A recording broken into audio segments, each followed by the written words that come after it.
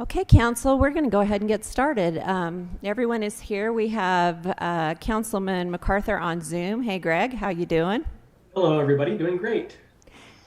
Nice that you can join us. Good to be there. Can't wait till I'm back next week. We look forward to having you back with us in person. So tonight we will begin with the invocation by Reverend Alex Wilkie. Alex.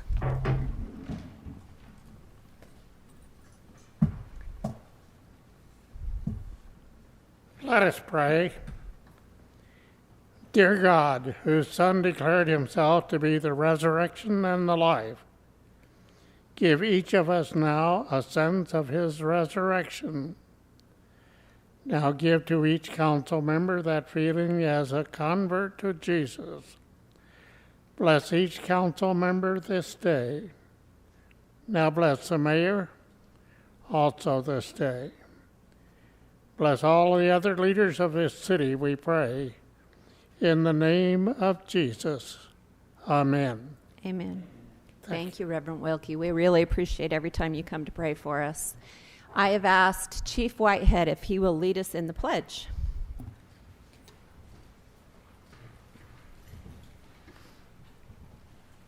Everybody's rhythm. Thank you. Ready, begin. I pledge allegiance to the flag of the United States of America and to the republic for which it stands, one nation under God, indivisible, with liberty and justice for all. Thank you, Chief. We appreciate it. It looked like Danielle and Jimmy had fun at your training yesterday. I'm glad no one was injured in the shooting of firearms. Danielle fixed it. Okay, she shot better than I did. It was really neat to see how prepared our officers are and like the great facility we've got there for them. I could have stayed all day, it was just a really neat experience to see all the great training that they do. And to be honest, they let us run through some of their scenarios and I realized how unprepared I am. I want those videos, Chief. I heard Captain Minnick has a couple videos, good blackmail videos, and I want to see them of these two in pretending to be police officers. Yeah. I think that'd be fun. I'm glad we didn't have to do it when we went. We just got to watch. But no, we appreciate all our police department does. We have a couple of pre-agenda items, and the first is a proclamation. This is Child Abuse Prevention Month, and we have Christy Pike from the Children's Justice Center here. And Christy, I'm going to let Danielle read that proclamation and then let you speak. Okay? Whereas April is National Child Abuse Prevention Month, a time to recommit strengthening families and giving every child a chance to succeed. And whereas children are vital to the current and future well-being of our city and world. And whereas addressing child abuse and neglect is an effort we must undertake as a community. And whereas child abuse is complex and ongoing in every community, including St. George. And whereas the Washington County Children's Justice Center collaborates with multidisciplinary partners to protect each child, advance justice, promote healing, and educate our community. And whereas in 2020, in the Washington County Children's Justice Center, they served 502 primary victims, conduced 302 forensic interviews. I bet it's supposed to say conducted. It does say conduced, but we'll fix that. Performed 144 medical exams. 91% of alleged perpetrators were known to the victim. 60% of alleged perpetrators were related to the victim. 102 primary victims were under 7 years old. I hate to read that. Now, therefore, we recommit to ensuring that every child grows up in a safe, nurturing environment that is free from abuse and neglect. Danielle Larkin speaking on behalf of Mayor Randall, along with the City Council of the City of St. George, Utah, do hereby proclaim the month of April as Child Abuse Prevention Month in the City of St. George and urge our citizens to join in preventing child abuse and providing ongoing support for survivors. Thanks, Danielle. Christy, we'd love to hear from you. Christy runs the Children's Justice Center, and I just can't even imagine having your job. Well, I get that a lot, but I want you to know I love my job. I'm glad. I love my job because I get to work with some amazing professionals who are dedicated to helping our kids. and to helping them live the best lives possible. And people say those numbers are too many, and I want you to know that they aren't too many. They're too few, because we can only help the kids we know about, and we know that there are so many more kids out there who need help that we just don't know about. So if I don't like this to be a downer conversation, and I don't want to talk for very long because I know you're all coming to visit us next week, and we're really excited about that. But I just wanted to maybe just mention a couple of minor things that we can do as a community, that our community can work on together to help protect our kids. And the first is that if all adults would show the children and youth in your life that you are a trustworthy adult, and all of the ways that you can do that. If they see you when nobody else is seeing you and see you doing the right thing, then they know where they can come if something bad happens to them. Whenever I talk to young kids, I ask them, please think right now of a trustworthy adult, someone you know who will always do the right thing, and I want you to promise me that if something happens to you that makes you uncomfortable or frightened, you will talk to your trusted adult. So the first is to be a trusted adult. The second is to give the kids in your life the words that they need in order to talk to you about the things that happen to them. They need to know the vocabulary, and they need to know that we are comfortable talking about this stuff. If they are afraid of freaking us out when they use words that they aren't even sure we know the meaning of, they're not going to talk to us. And they won't ask us the questions. And we would rather have them asking us the questions than having them ask the internet the questions. The third is to help kids know that they are capable of making decisions for themselves. Help them get confidence in being able to make those decisions. And it starts young. You might ask your 2-year-old, do you want the green shirt or the blue shirt today? And let them make a decision and give them confidence to be able to make that decision. And then teach kids that they need to respect other people's decisions about their bodies. That we respect everyone's ability to make their own decisions.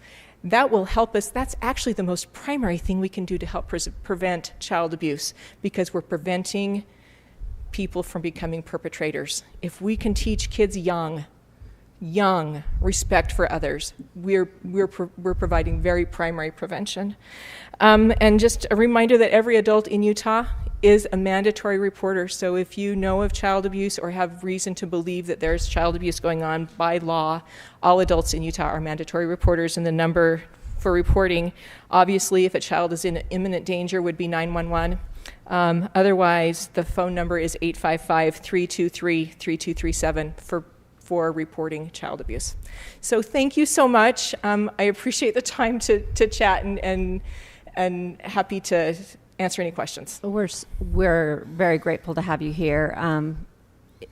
I hate that we have to do these kind of proclamations, but we all know that it's part of society and we can't bury our heads in the sand. And I think that's just one of the benefits of living in Washington County, that we have all of these resources available that are helping these children that need it so desperately. Well, thank you. And I also wanted to acknowledge, I have my boss with me, Eric Clark. This is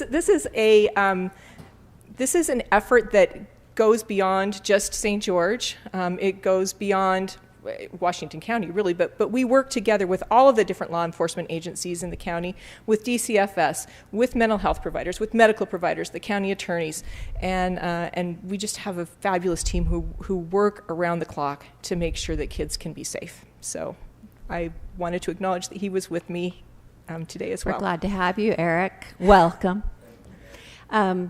Christy, we'll come down and take a picture with this proclamation. Yeah. And then we'll fix it and bring it to you next week when we come visit. Perfect. The typo. Council, Perfect. Anybody have any other comments they want to add? Thank you. You guys have been so supportive in the past. So, Sean? Mr. Guzman? If I could, Yes. Mayor, my involvement with the CJC here in Washington County actually goes back to the 90s when I worked in my former job with the Utah Association of Counties, ensuring the county, and CJC was one of the newer ones outside the Wasatch Front that was started up. So I was that's where I met Patricia Sheffield and was involved there in the little house that they had before, and then was privileged to come down here and be city attorney and work with them.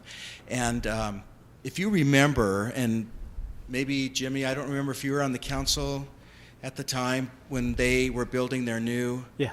Okay, and you remember the controversy there, and the neighbors were quite upset. They feared that it would bring an element to their neighborhood that they did not want. They were worried about how it would look. There were all of those things. And Eric, I don't remember if you were at the county attorney's office then or not, so you missed that. But what we had were great partners at the county who assured us that they would get a design that fit in with the neighborhood, looked like a home, we had to, that's where I felt like it was great to have that experience with them, because I could help explain that we do not have perpetrators there. You know, those are not the clientele that's there. In fact, what you have there are a lot of law enforcement. And so it's the last place that any negative element would want to be. And they have done a fantastic job of kicking that off and blending in with that neighborhood all these years, and Christie's continued that now. And now they're in a position where obviously they do not have the resources to have more than one in the county. In fact, when I was involved prior to this, Salt Lake County only had one at the time, and look how large they were at the time, because it takes some specialties there in order to do this and to work with the children and to work with law enforcement, an environment that works. And so we're looking to the future, and we're seeing that there's expansion needed there, and it's been very compatible with the neighborhood. There's some property there that Intermountain has next door, and they've assured us repeatedly, and Adam and I were in a meeting with them, that they would not make any decisions on that property without coming to the city first. Of course, they'll have to go through our zoning. And I also reminded them of the controversies that came about in that neighborhood, and how we assured and promised that neighborhood that we would not bring anything in there in the future that would they would perceive to be a negative impact in there. So as the county grows, there's going to be a need to expand that, and there won't be the resources to have more than one center in the county for years to come. And thank heavens we won't have that kind of demand, but we will need to expand that. So we have been on the record with Intermountain saying we think that property should go to the Children's Justice Center to expand that property, and I will make sure and relay that to them again. Yeah, I think we could all agree there. Yeah, thank you. I appreciate that, Sean. And you're right. I don't know if we will ever be able to have a second Children's Justice Center in Washington County. Utah County just barely got funding for their second one, and it was a struggle. So we will probably always be, I hope we're always able to be right where we are. And we love our neighborhood. We love our neighborhood. We have kids who ride their scooters in our driveway after we leave at night. We have a basketball hoop that the neighborhood kids come and play on. We have a peace garden where the neighbors come and can enjoy. And we love our neighborhood, and we are dedicated to helping them preserve that neighborhood as well. It is imperative for the kind of services that we're providing that we be able to create that home-like, safe space where kids can tell the story of their abuse and then continue to receive the services that they'll need to become thriving survivors. So, Awesome. Not to belabor the point, but I haven't been here that long, but I was here when that happened because I grew up right across the street, and my mother's home was there. So I came in the capacity of one of those people that was afraid, this is a good lesson, of what was going to happen there. So the neighborhood kind of felt like, oh, we're going to bring child molesters into the neighborhood. That was the consensus. That is not what happened, and they have been a very good neighbor. They're on the property where Grandma Helen's house used to be. She's not my grandma, but everybody called her Grandma Helen. And I can't think of a better thing that she would like than to know that that center was there for those children, because she was Grandma Helen to everyone. And then it struck me when you said, I don't want this to be a downer conversation. I'm like, ooh, how do you not make this a downer conversation? But aren't we lucky that we have people like Christy who do so much in this situation? And thank you so much. well, thank you, but I'm going to send all of that love to my team. And I wished I could have brought them with me here today, but they are working.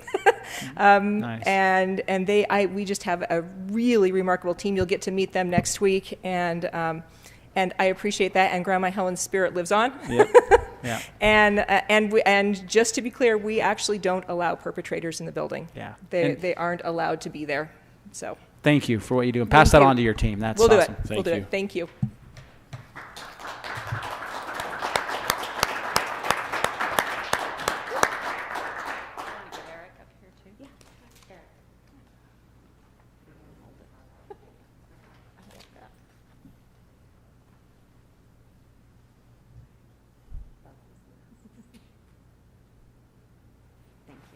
Appreciate all you do.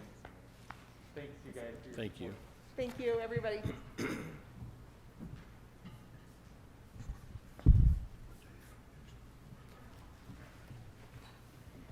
We have another proclamation that Vardell's going to read that we were asked to read on aviation. So we'll go ahead, Vardell, with that one. Whereas St. George in the state of Utah has a significant interest in the continued vitality of general aviation, aircraft manufacturing, aviation educational institutions, aviation organizations, and community airports.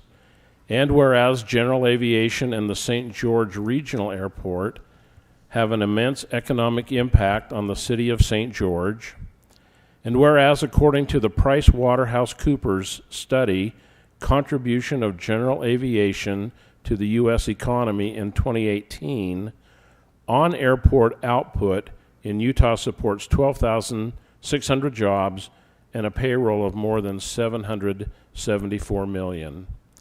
And whereas general aviation not only supports Utah's economy, it improves overall quality of life by supporting emergency medical and healthcare services, law enforcement, firefighting and disaster relief, investments in sustainable fuels and technologies, and investments in innovative experimental technology like vertical takeoff and landing vehicles, and by transporting business travelers to their destinations quickly and safely.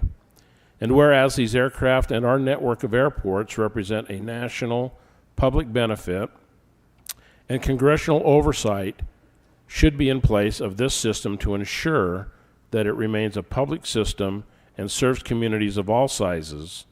And whereas general aviation has been deeply impacted by the COVID-19 pandemic, causing an impact on operations, jobs, and dependent industries, sectors, and communities. And whereas general aviation stands to be at the forefront of the overall economic recovery, and whereas the United States faces a shortage of aviation professionals, leaders should invest in this critical infrastructure to ensure future economic growth and our next generation of aviation professionals and pilots. Now, therefore, I, Vardell Curtis, acting on behalf of Michelle Randall, Mayor, along with the City Council of the City of St. George, do hereby proclaim the month of April 2021 as General Aviation Appreciation Month in the City of St. George. In witnesses whereof I have hereto set my hand and caused to be affixed the seal of the City of St. George, Utah, this first day of April 2021. Mayor Michelle Randall. Thank you, Vardell. And the person that asked us to read that couldn't be here tonight, so Christina will make sure that they get that. One more pre-agenda item. So we have a new mayor and city manager in town with our youth city council. Our new mayor is Cheyenne Sadler, and our new city manager is Jocelyn Chavez, right? And so I am going to swear them in with their oath of office. So girls, I'll come about to the microphone and we'll come there. You can take your masks off, you social distance, so we can all hear you.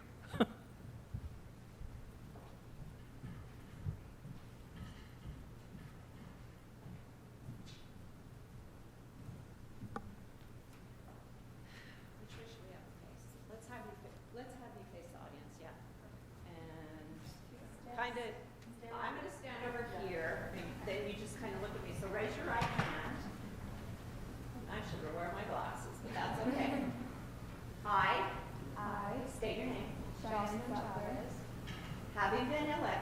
office of having been elected to the office of city manager, mayor, do solemnly swear do solemnly swear that I will support, that I will support, obey, and defend obey, and defend the Constitution of the United States the Constitution of the United States and the Constitution of the State of Utah, and the Constitution of the State of Utah, and that I will discharge and that I will discharge the duties of my office the duties of my office with fidelity. with fidelity. Congratulations. Thank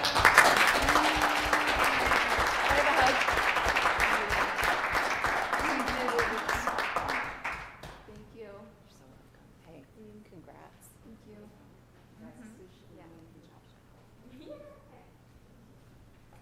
Yes, Cody, go ahead. Mayor, thank you. Mayor and City Council, I want just to take a quick moment and thank our outgoing youth City Council, Pranay Patel. He couldn't be here tonight because of some other previous engagements. And our youth City Manager, Lillian, she's here. And I'd like her to stand in a round of applause for all the work that she's done. And these young adults are just a powerhouse.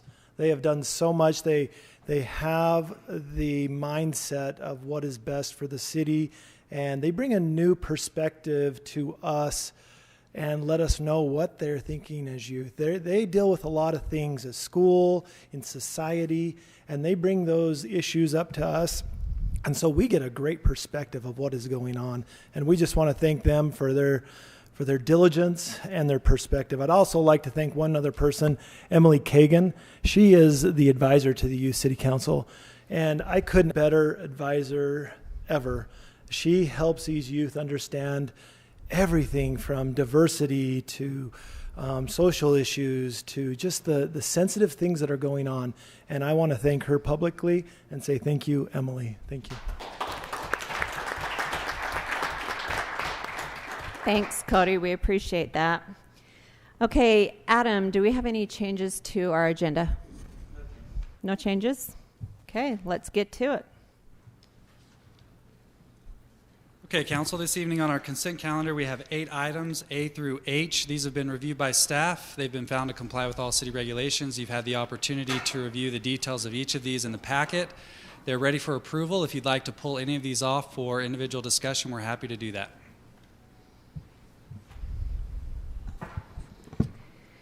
Motion to approve the consent calendar. Second. Motion by Jimmy, seconded by Vardell. All in favor, say aye. Aye. Greg? Did you say aye? Aye. Sorry. Aye. Motion passes unanimously. Item 2 is to consider approval of a resolution supporting Utah's Dixie. Okay, I will read the resolution. Whereas in 1861, 309 families were called by their church to establish the Cotton Mission in St. George, Utah. And whereas many of these families assigned to settle the area hailed from the South and possessed the necessary skills to grow cotton and establish a community. And whereas paying homage to the nickname of their former home, St. George, being located in the southern part of Utah and the hot, arid conditions, these settlers called the region Utah's Dixie. And the original schools and businesses used Dixie in their title. And whereas since 1861, the nickname Dixie has been passed down from generation to generation. And whereas the pioneer families sent to this area endured extremely difficult hardships, but persevered in establishing a beautiful community for generations to enjoy. And whereas the pioneers established the Dixie spirit, which can be defined as industrious, dedication, perseverance, working together for the common good, kindness, charity, compassion, respect for all.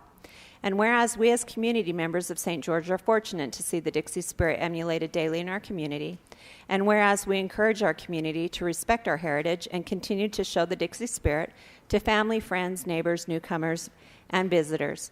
And whereas the mayor and city council will continue to support Dixie by leaving the Dixie on the Sugarloaf, keeping the name Dixie Drive, keeping the name of the Dixie Academy building, keeping the Dixie symbol, and we will continue to support all businesses, all schools, sports, and institutions with Dixie in their name. Now, therefore, be it resolved by the mayor and city council of the city of St. George, we support Utah's Dixie. So if you're okay with that resolution, council, I will need a motion and a second. So moved. Second. Motion by Greg, seconded by Jimmy. All in favor? This is a roll call vote, starting with Danielle. Aye. Aye. Aye. Aye. Motion carries unanimous. Oh, thanks, Greg. Sorry. I can see your face. Motion carries unanimously. Thank you. Okay, council Mayor, items. are you going to take any comment on that? You can absolutely comment if you'd like. Okay. I would just like to make a quick comment about that. I am very supportive of and reverence the regional meaning of this word, and that is why I decided to vote in the affirmative for the significance of this word regionally. I have pioneer heritage, and I honor the regional word. I think part of our pioneering spirit is the ability to engage in ongoing self-awareness, and I think that it's a mistake for us in our community to vilify anyone who, stands on either side of some of the debates that are going on right now. I don't think that there's any villains in this, especially with what's going on with the university. I think that to view it through this like a purely myopic lens would just be short-sighted. So I just want to state that I truly believe that it's possible to support both the regional meaning and to understand that the word holds vastly different meanings outside of southern Utah.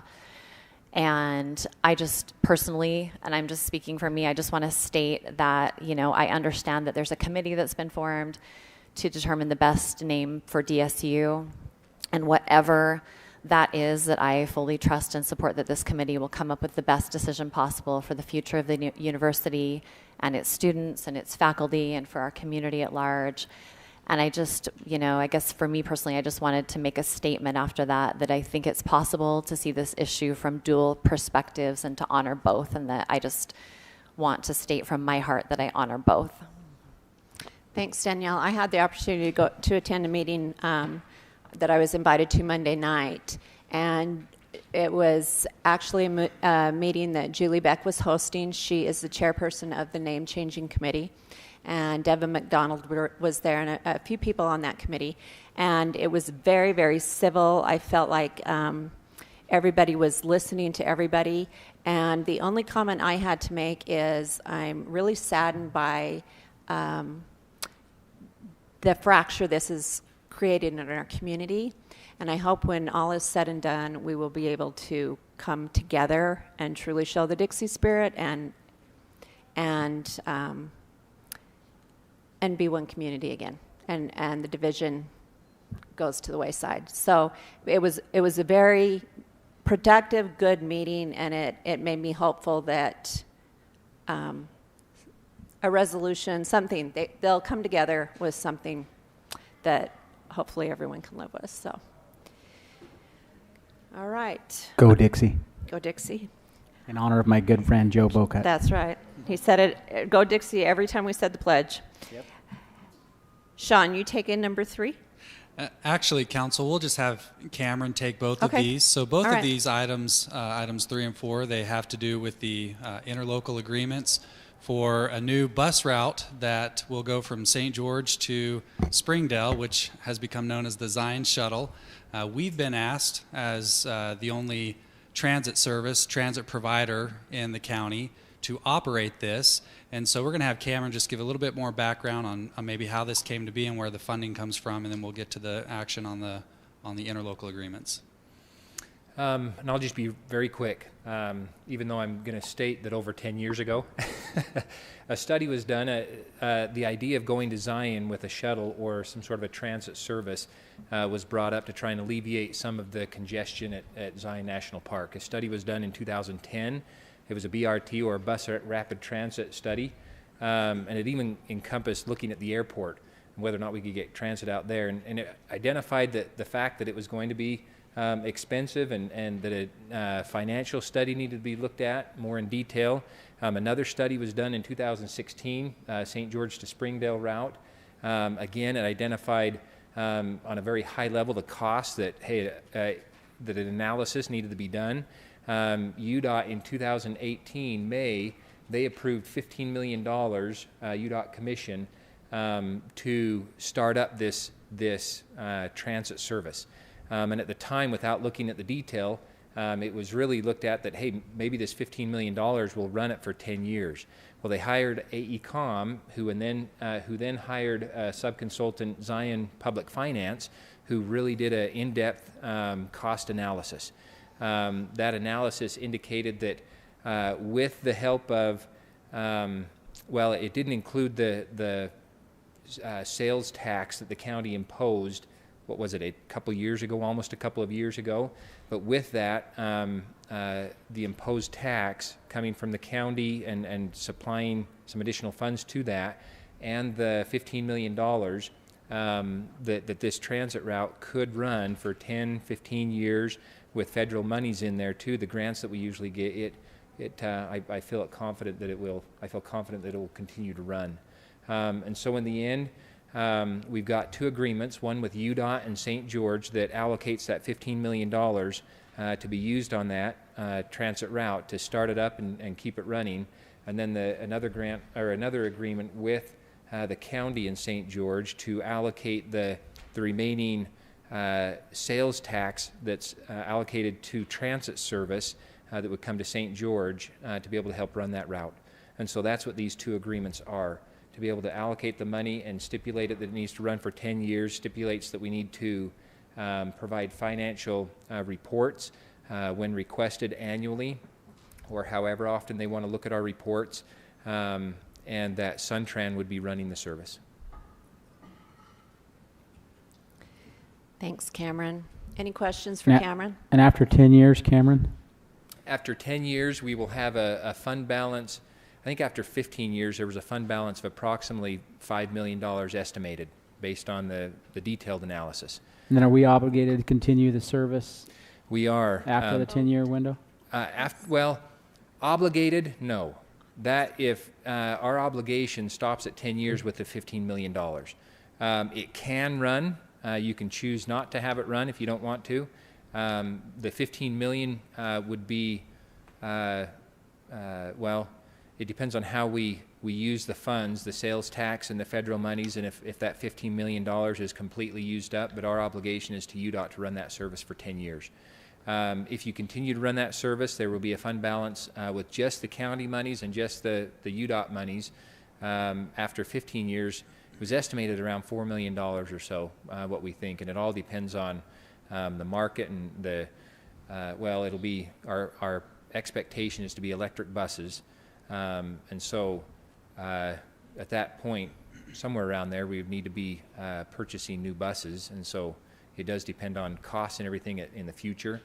UDOT was looking to give us some right-of-way down by the reuse center, down by their yard on Brigham Road. We would need to build another mechanic facility down there because we're completely full up here. We can't run that many buses out of there to keep them up. But so back to your question, I'm probably talking too much, but we're not obligated after 10 years. Would we have to revisit the agreement with the county at 10 years as well? Remind me, is that when it needs to be renewed for the county? Yes, we would revisit that with the county and perhaps with the state because we don't know what resources will be available then. However, just keep in mind that the county was prepared at one time to put several $1 million in a parking garage in Springdale, and we're hoping that with this route, people will not go and drive there and park there, but they'll still go to the park and have an alternative, and we think that alone will be attractive enough for the state and other partners to participate in the continued operation of it. Cameron, I had a question just about the buses. So if I read it correctly, they're under the ownership of St. George. Yes. Right? And so will they just kind of go into our fleet, and so we're not sure exactly if like those exact buses that we buy will be the ones that run out there, or they will? Yes and no. It's up to us, however we want to run that. So we would be running 4 electric buses. Because of the technology, we believe that the buses will make it there, but we'll have backup buses. Anytime you have a whole bunch of buses, you have to have a certain number of backup buses in case one gets in an accident or something like that. We initially talked about just getting 5 buses for one backup bus and running 4. With the electric buses, we decided, well, we better throw in another bus just in case the batteries don't make it. And so if for some reason we needed to run another bus out there because the batteries didn't make it, we could run our own bus from our other service in there, our other backup buses. So they can just rotate in with the fleet however we want, but primarily we'll probably be using electric buses on the route. Okay, yeah, that's exactly why I was asking. I just wanted to make sure we had full ability to rotate our fleet, and as the ridership ebbs and flows, that we can. Okay. That was one of the benefits for having Suntran run it, because we had the other fleet and we could kind of rotate things through. Cameron, can you comment on the estimated cost for a rider from St. George to the destination, Springdale? Sure. Cost to be able to convey them over there, or a ticket price? Ticket price. Ticket price. So Zion Public Finance also looked at that, an elasticity analysis for the ticket sales, and so they went from $4 up to like $12 or something like that, and determined that somewhere around $8 they believe that riders will ride it and pay that price. So we're anticipating somewhere around that price, but we will have the ability to be able to fluctuate that and set that price however you want. Okay. Any other questions? If not, I'll entertain a motion. Can I make a comment, Mayor? Yep. So, this has been a discussion topic that we've had for probably, for quite a while now. The concerns that I've always had with it have been, as the city of St. George, as we start providing a service that goes out to Springdale, do we want to burden taxpayers with this service? And I've had a lot of residents talk to me about this. The reason I've been in support of it is because of the available funds that would go somewhere else if they weren't used for this. And so, making it so it's not a burden on the citizens of St. George. So as we look at approving this or the decision that we make with it, I just wanted the one thing that was attractive to me on it is it does have a sunset. So I want to make sure and be on record that if this gets looked at again in 10 years, that, we don't want to burden the citizens of St. George. We do want to provide the service in the county, but we don't want to burden the citizens of St. George. So as long as those funds are available, I think that's a good use for it, because they would be going somewhere else. But, let's look at that in 10 years, when we relook at these things. Good comment, Greg.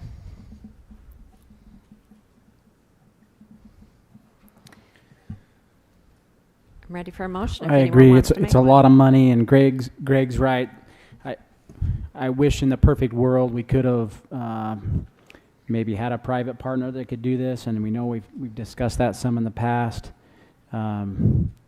It is a lot of money. It is taxpayer money, so hopefully this works out to the end it was meant, which is to try to reduce traffic going to Zion and still allow people to stay in St. George, which is kind of why it makes sense to us. Another reason. It is concerning to me because it is a lot of money, and it's comes with some strings attached. But I agree with Greg. We have a sunset. I'll go ahead and make a motion that we approve the interlocal agreement with the state of Utah for the St. George to Springdale Zion shuttle. I'll second. Motion by Jimmy, seconded by Danielle. Sean, does this need to be a roll call vote? It does not. That's what I was trying to whisper to you. All in favor say aye. Aye. Any opposed? Motion carries. I did see Greg move his lips, so I watched. And ready for a motion on item number 4, since Cameron covered basically both of those. And I'll make a motion on that, Mayor. Oh, go ahead. Brian, you and I keep talking over each other. Sorry. It's yours. I make a motion to approve the interlocal agreement with Washington County for the provisions of a bus shuttle service from St. George to Springdale. Second. Motion by Brian, seconded by Danielle. All in favor, say aye. Aye. Any opposed? Motion carries. Next up is public hearing and approval of the CAPER. This is the Consolidated Annual Performance Evaluation Report for our CDBG program. And Shirlene's going to make this presentation for us. Hello, I get to be Jenna tonight. We miss her. So the CAPER is a financial and public benefit analysis of our previous program year's expenditures and funding from CDBG funds. It evaluates how the city used federal funds during the past program year to carry out the priorities that were identified in the 2019 annual action plan. We held public comment period from March 16th to 31st. We received no public comments regarding the program year 19 CAPER. That's easy. That's easy. Questions for Shirlane?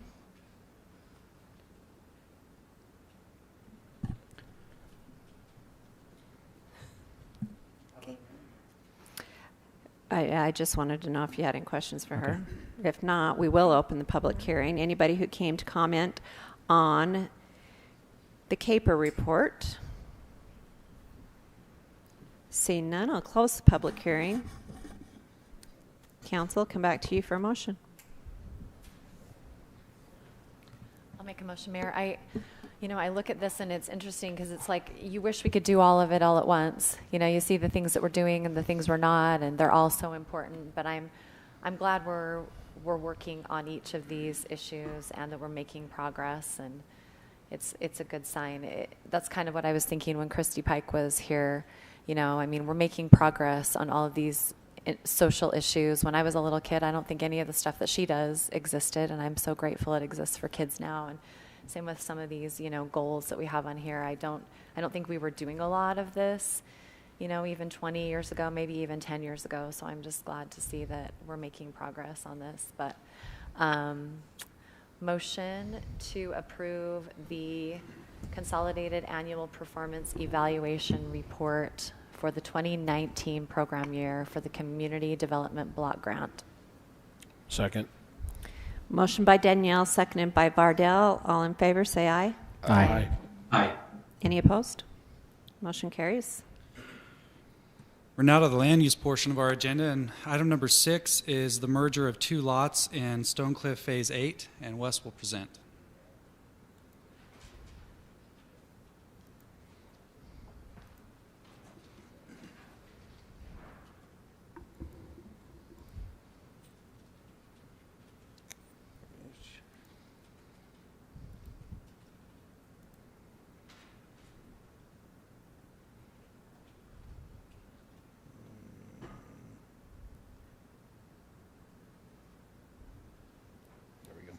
Okay, item 6 is a public hearing in consideration of a subdivision amendment for Stonecliff Phase 8, partial amendment A, lots 803 and 804 by merging the 2 lots together into 1 lot and vacating the public utility easement located on the common lot line.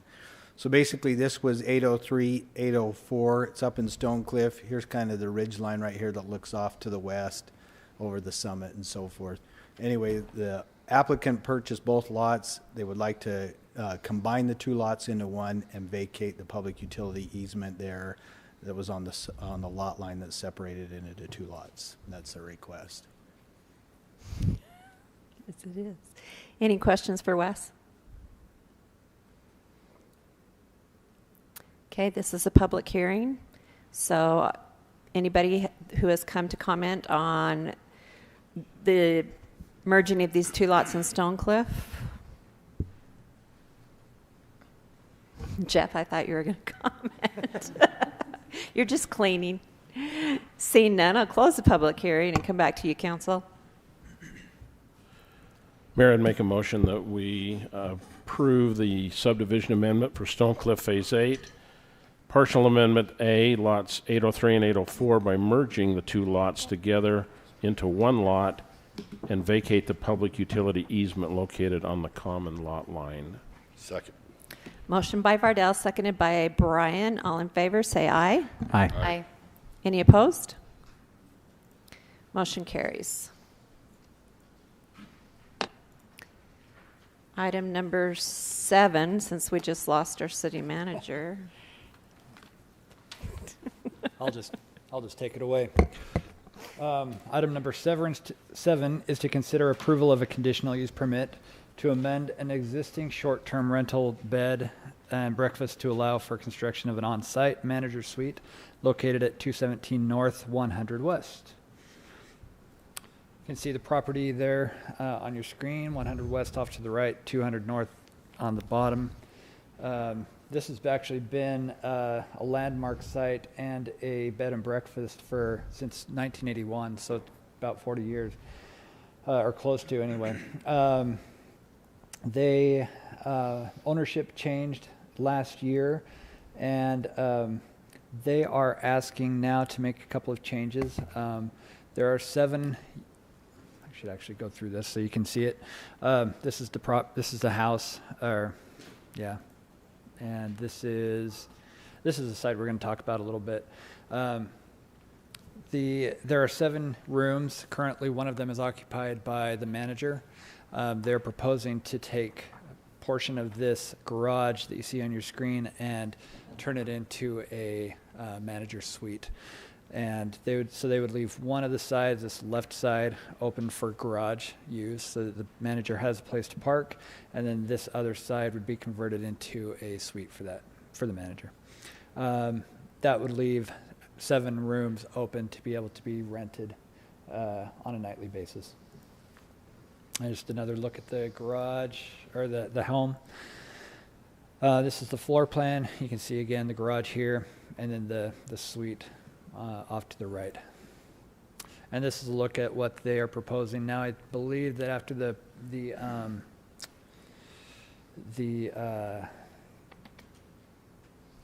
Historic Preservation Committee looked at this, they made some changes to the windows to make them more historic, and also the door, I believe, is slightly different, but it's more or less this that you see before you. But in keeping more in that historic feel of the home. So that is the request. The Planning Commission heard this request as well for the conditional use permit, and they recommended approval of the request. If there are any other questions for me, happy to answer those. So where do the guests park now? The guests park and have historically parked, I guess you can kind of see it just here in front. If I go back to here, they park in this area here, and then in the driveway as well.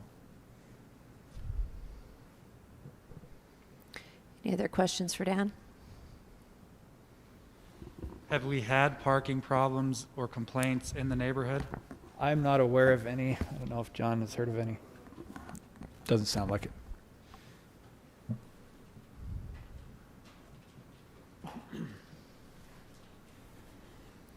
Ready for motion, council, if you're so inclined.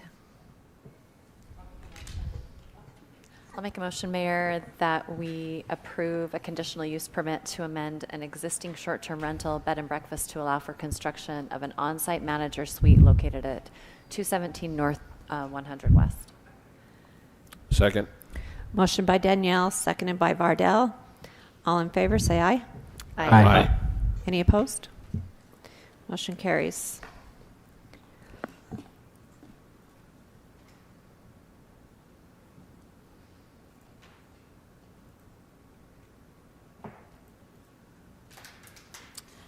All right.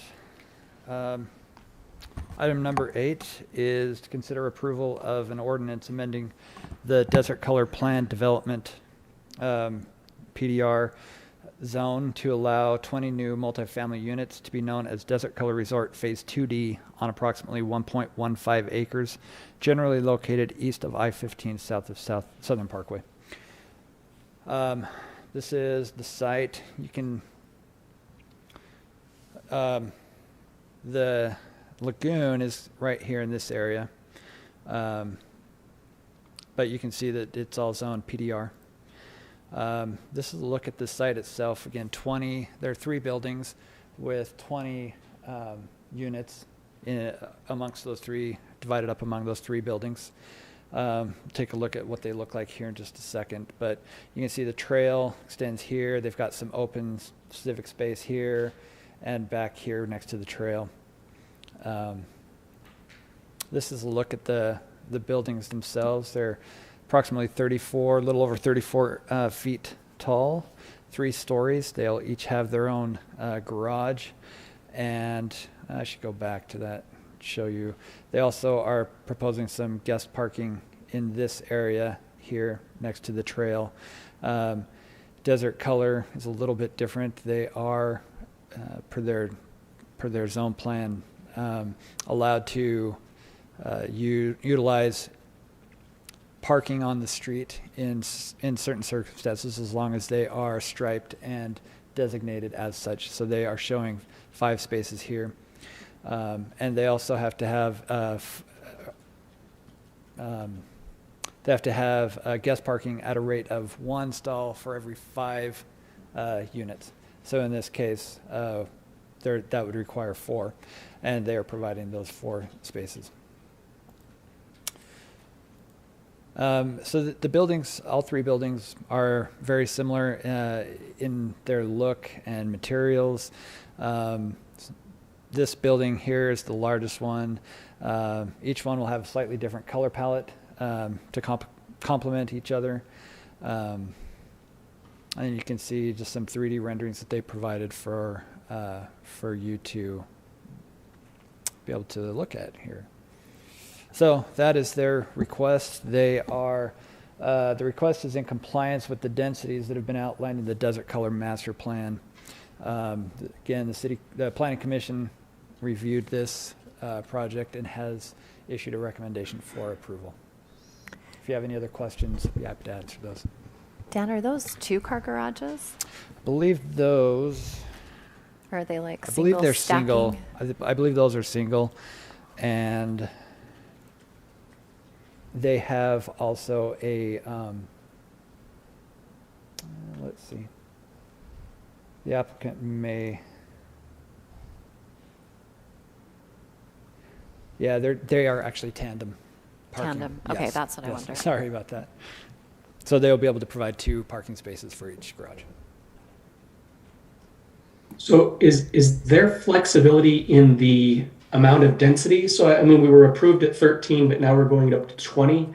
So will there be decreased density in another location, or kind of how does that work?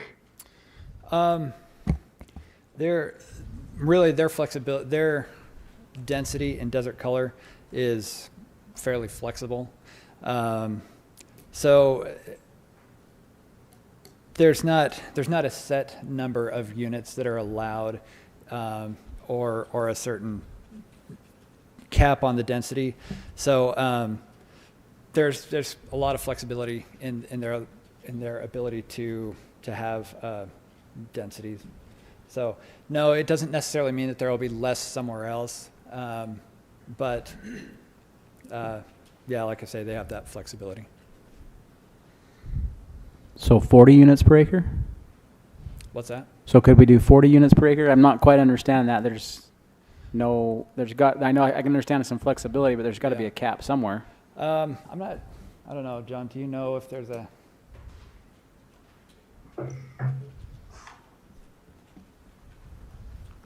We'll have to pull up the agreement, but they have an overall cap, and then they have pods that have different density levels. Gotcha. We'd have to pull it up for this specific area, but that's kind of how it's regulated on the overall. They have an overall cap, and then they have different pods of density. So the reality is they won't get as high a density. So once they reach their cap, Greg's question is, once they reach their cap, they're That's done. right. Yep. So it might be higher here, but it's going to be lower somewhere else. Yeah, as long as they don't go over their overall unit count for the entire development. Yep. Any other questions?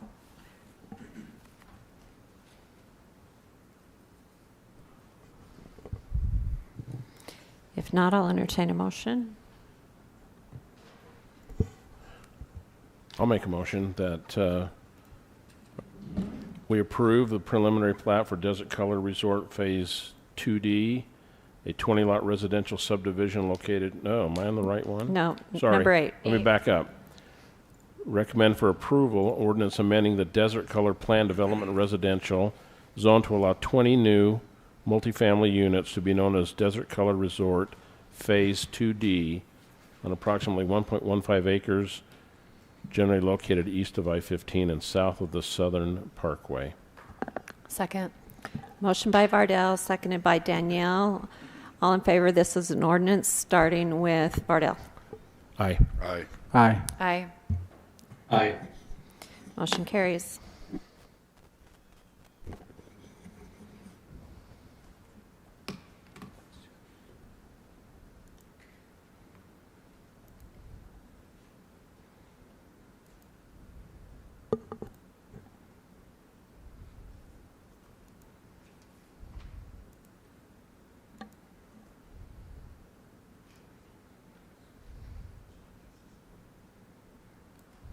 Okay.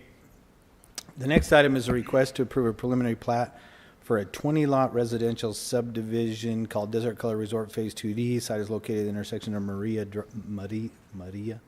Drive and Periwinkle Lane within the Desert Color development. Density is 14.5 dwelling units an acre. Again, zone is PDR. It's part of the Desert Color development. Applicant is Bush and Gudgel. Representative is Ryan Lay here tonight. This is the one Dan just presented to you on the zone change amendment. So this is just the preliminary plat showing the private areas and then the rest being common area to the development. Is that Marilla Drive? Yeah, I don't know. That's a good question. I thought it was Maria, but maybe it is Marilla. Yeah, let's go with Marilla. Let's go with Marilla. That's probably better.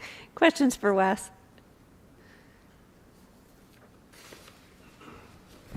I make a motion to approve the preliminary plot of Desert Color Resort Phase 2D, a 20-acre lot residential subdivision located in 20 lot. 20-lot residential subdivision located at the intersection of Marilla Drive and Periwinkle Lane within the Desert Color development. I'll second. Motion by Brian, seconded by Danielle. All in favor, say aye. Aye. Aye. Any opposed? Motion passes. Okay, the next item is, excuse me, a request to approve a preliminary plat for a 57-lot residential subdivision called Desert Color Resort Phase 5. Site is located within the Desert Color plan development along Lagoon Parkway West, just west of the intersection of Scarlet Hill Drive.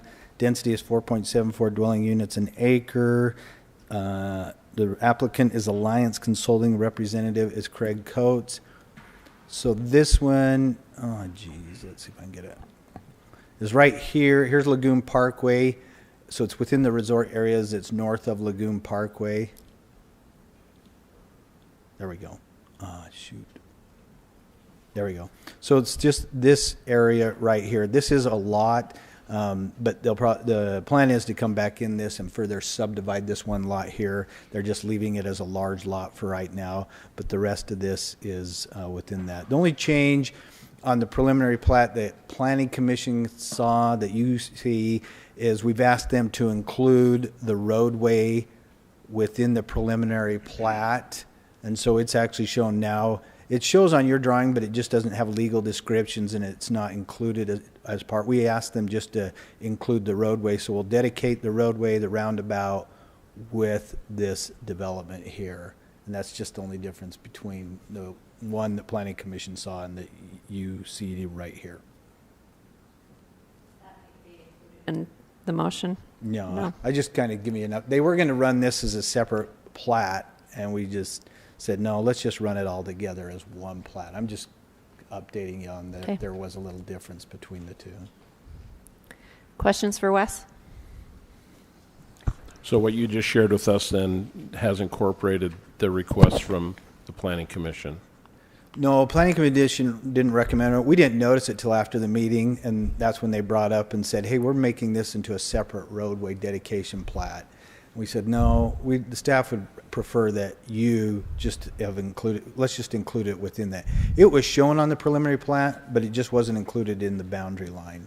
So we asked them to show it and make it as part of it. So when the final plat records, the roadway will be dedicated with this instead of the roadway being dedicated separately. That's got it. Thank you.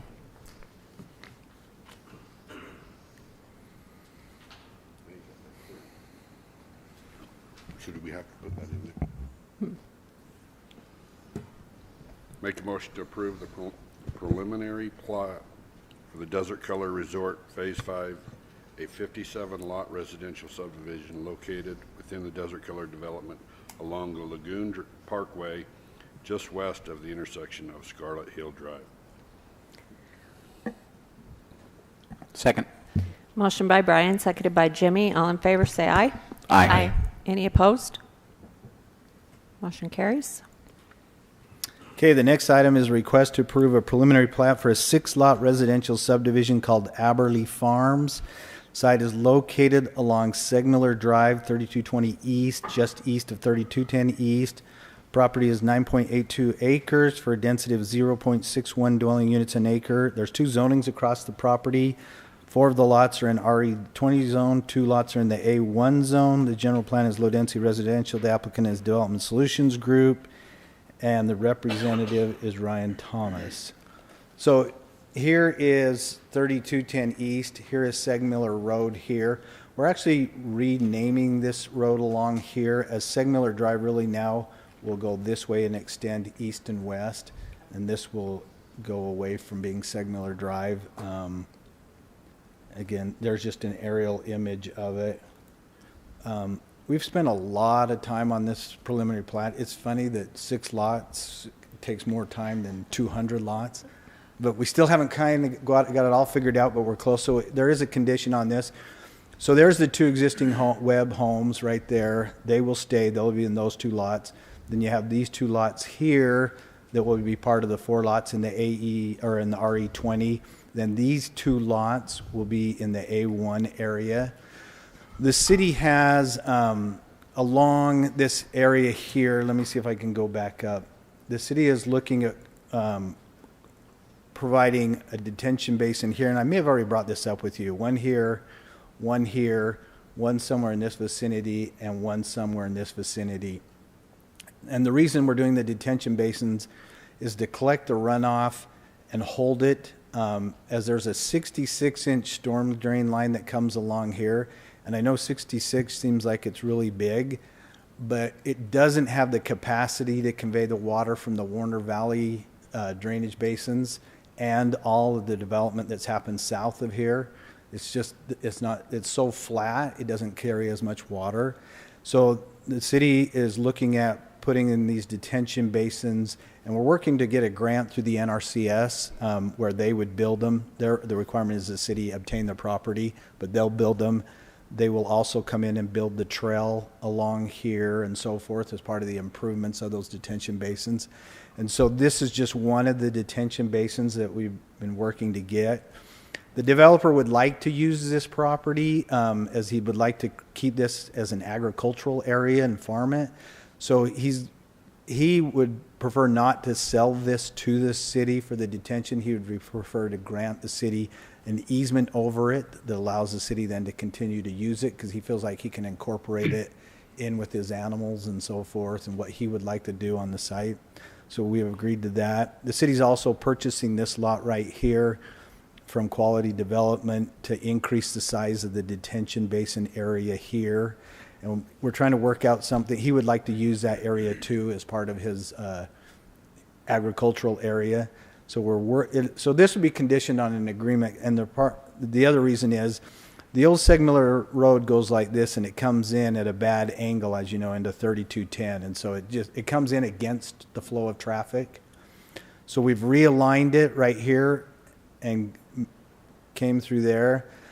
The challenge is there's a little bit of the road that will be on that property that the city's purchasing, but most of the road realignment will be on this development right here. Normally the roads are split property lines along center line. So it'll be we're working on an agreement with the owner as to, you know, what responsibility the city would have and what responsibility the developer would have, and there may be some cost sharing that goes forward on this. So it'll be conditioned on us working out this agreement with the developer, the preliminary plat.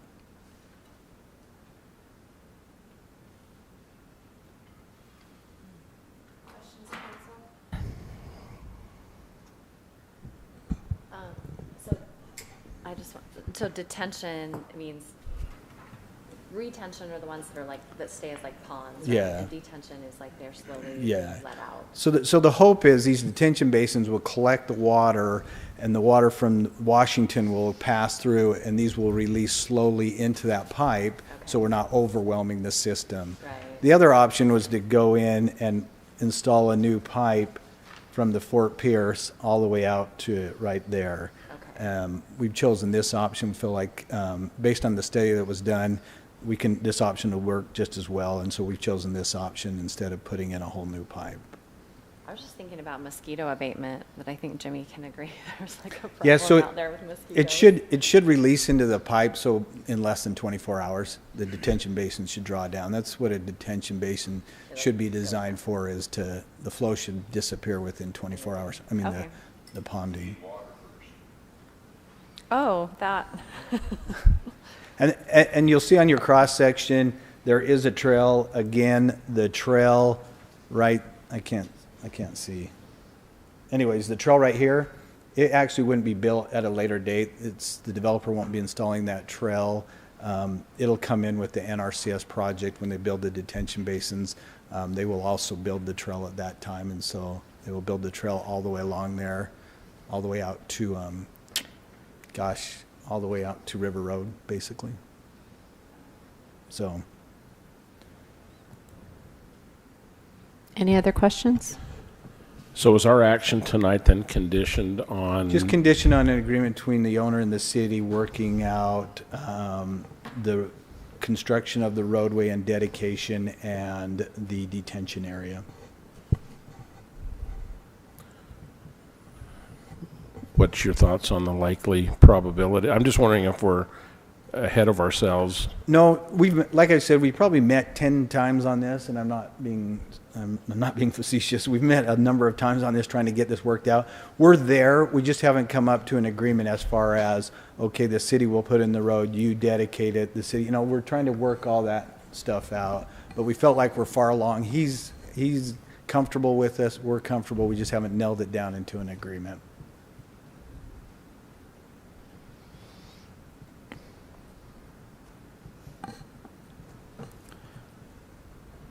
Council? Ready? Yeah.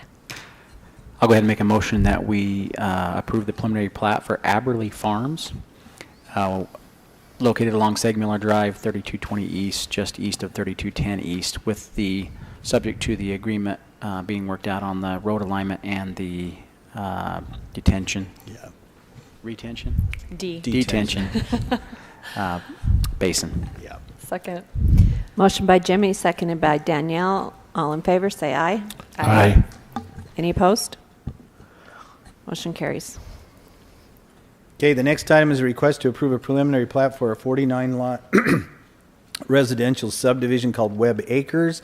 Site is located at approximately Segmiller Drive and 3330 East. The property is 25.4 acres. The density is 1.93 dwelling units. An acre zone is RE20. General plan is LDR. Again, the applicant is Development Solutions Group. Ryan Thomas is a representative. So the Aberley Farms one is right there. This is the Webb Acres piece. It's zoned to RE20 now. Again, it's right there.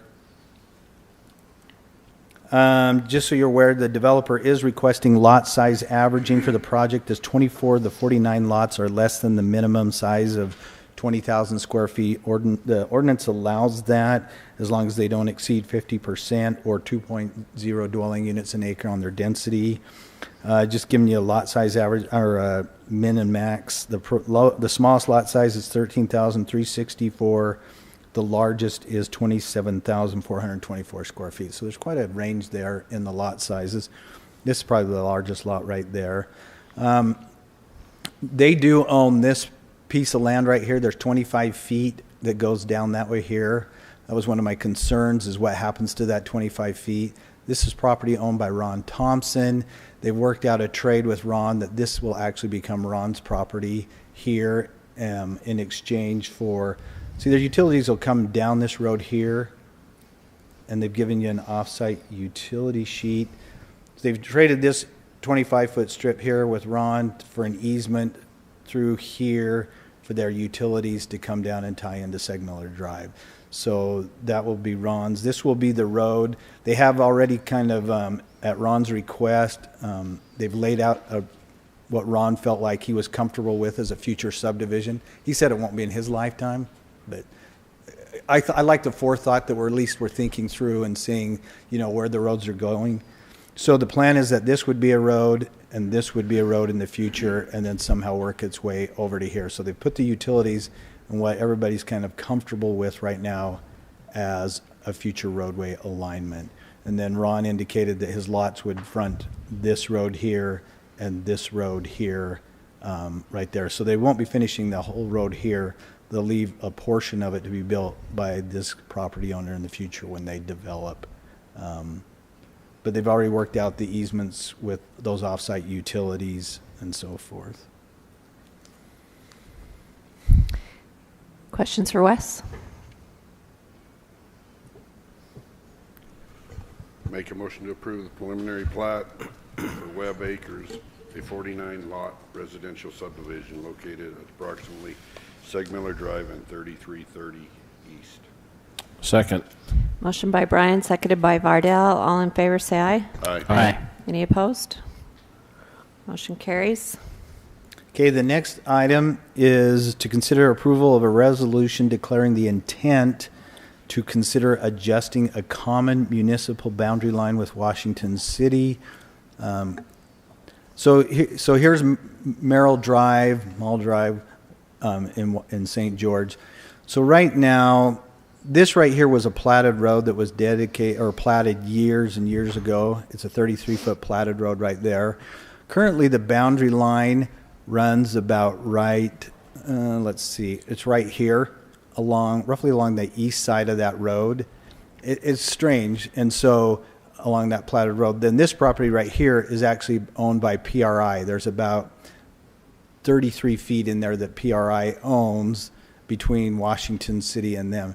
So we're adjusting the boundary line from that location there to be on the east side of what PRI owns there, which is the boundary line, property line for these two properties right here. So the resolution is the proposal to adjust the boundary line to that line right now. And just so you're aware, we're in the process of working with PRI to trade the 33 feet of the platted road and push it so that it sits right on the boundary line, and then the PRI property would be located on the west side of that line, and so it could be usable for property that PRI owns here. For some reason, that 33-foot strip is what it is. We can't figure out how, but anyways, it's just no man's land. You really can't do anything with it. And that's why we're trying to do the land exchange, is so the platter. And there is a high-pressure gas main that comes right down that road, and so by putting the platted road over here, it allows the gas main to be located within a platted road. And the intent is that this would become a city trail at some point in the future, that 33 feet from 1140 South up to Merrill Drive. So this is just a resolution to consider a boundary line adjustment. I thought that was zoned for a used car parking lot. You thought what?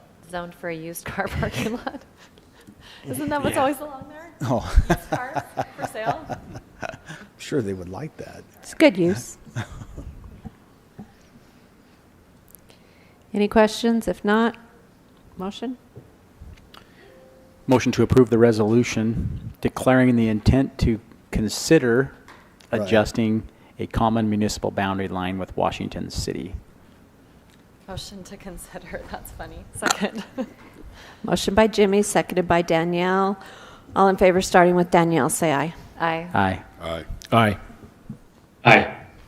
Motion carries.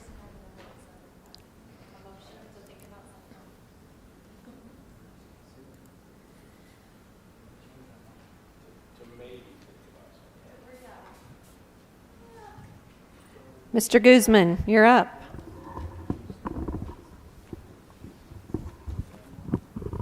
Mayor and Council, the item number 14 is an ordinance that is amending fees related to the Washington County Habitat Conservation Plan.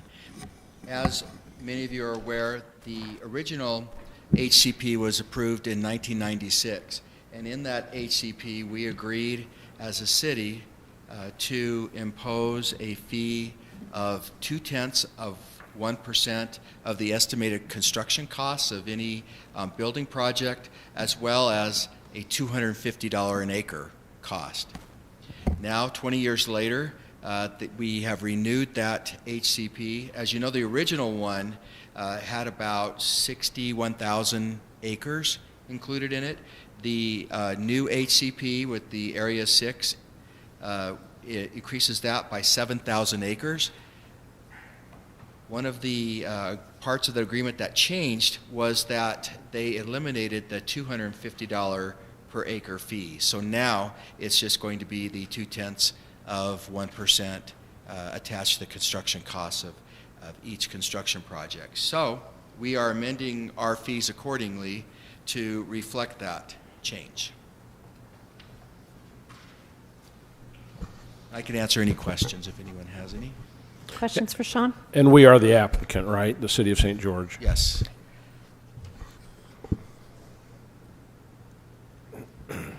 Ready? Ready?